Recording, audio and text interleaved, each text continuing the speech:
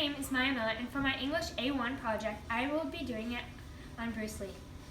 American life has been influenced by Chinese and Chinese American people. Some of these influential people are businessmen, politicians, and authors. These are not the only people who have impacted American culture. Bruce Lee was a well-known martial artist who impacted greatly on American culture.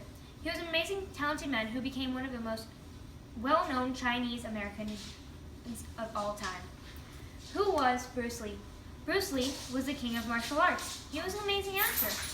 He was a man who changed the way Asians were viewed in America. He was Bruce Lee. Bruce Lee was a unique Chinese influence on America because he was born in America. He was born in San Francisco, California in 1940, while his parents, who were an opera singers, were on tour in the U.S. At the age of 3 months, he moved back to Hong Kong with his family. As a child, Bruce was an actor and a dancer. By the time he was 18, he had starred in at least 20 movies and won the Hong Kong Cha-Cha competition. Bruce Lee returned to the U.S. in 1959 when he was 18 years old. BruceLee.com explains that he had only $100 when he left China for San Francisco. Once in the U.S., Bruce Lee went to the University of Washington to study in philosophy. Many of his written essays during those college years would relate philosophical principles to certain martial arts techniques, described BruceLee.com. In 1964, he married an American girl named Linda Emery. She was a red-headed, blue-eyed girl.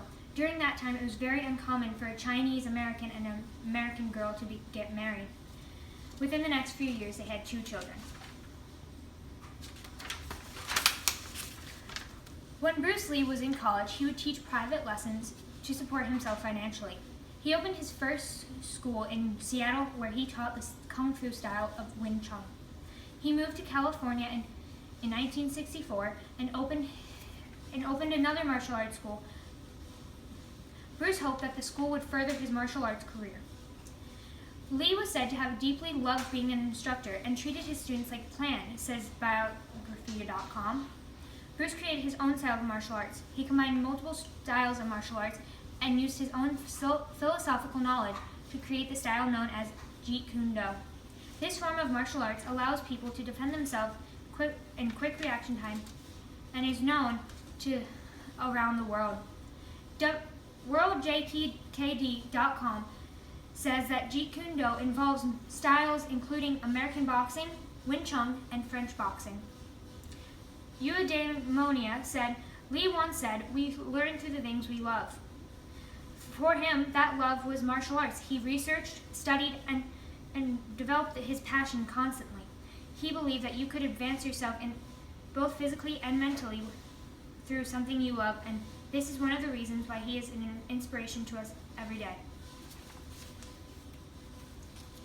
During a demonstration at a karate tournament, Bruce's talent was recognized by someone in the audience and was recommended to a producer. Bruce auditioned for the role of Kato in the Green Hornet series that ran from 1966 to 1967. For many years after that, he was recognized in America only as Kato, the superhero chauffeur. Bruce continued his martial arts success in the TV industry by teaching private lessons to other actors such as Steve McQueen, James Garner, and James Coburn. Bruce's creativity and motivation led him to come up with the idea of the television series Kung Fu. Producers liked the idea, but because he was Chinese, he was not given credit for its creation and did not get the leading role. The lead role was given to a white American actor because the TV producers felt that Bruce Lee was too Chinese-looking to star in a Western TV series, Little 192. After experiencing discrimination, Bruce looked on to new horizons. Movies. In 1971, Bruce moved him and his family to Hong Kong to work with Golden Harvest Production Company with 2 movies. Both movies, Big Boss and Fist of Fury, were huge successes, breaking all new box office records.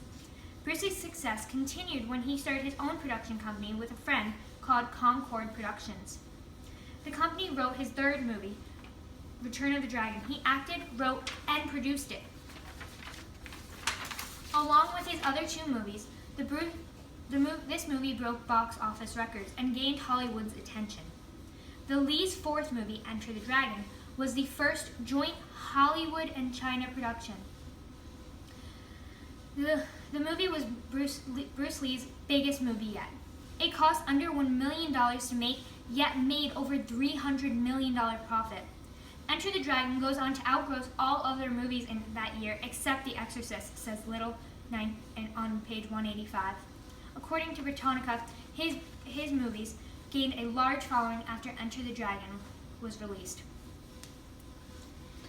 His legacy. Bruce Lee was truly a man who changed the way people see things. He brought worldwide attention to martial arts. Not only did he introduce martial arts to television and movies, but he also paved the way for other Chinese actors in Hollywood. Lee's status as a film icon was confirmed, says Biography.com. His movies are some of the most widely viewed movies in the country, if not the world. Thanks to Bruce Lee, Asian Americans were viewed completely different in the Western world. He changed the way they were treated in cinematic world, according to Biography.com. Bruce Lee inspired people all over the world in different professions. For example, Bruce Lee has two Marvel Cinematic Universe superheroes based off of him, Shang-Chi and Iron Fist. Bruce has had many copycats over the years, but as Jackie Chan has once said, there will only ever be one Bruce Lee. According to Biography.com, there have been two documentaries on how Bruce Lee changed the world and Dragon, the Bruce Lee story, with an exhibition in the Hong Kong Heritage Museum. Bruce Lee was an amazing man of many traits who used them to become one of the greatest Chinese Americans of all time. Thank you.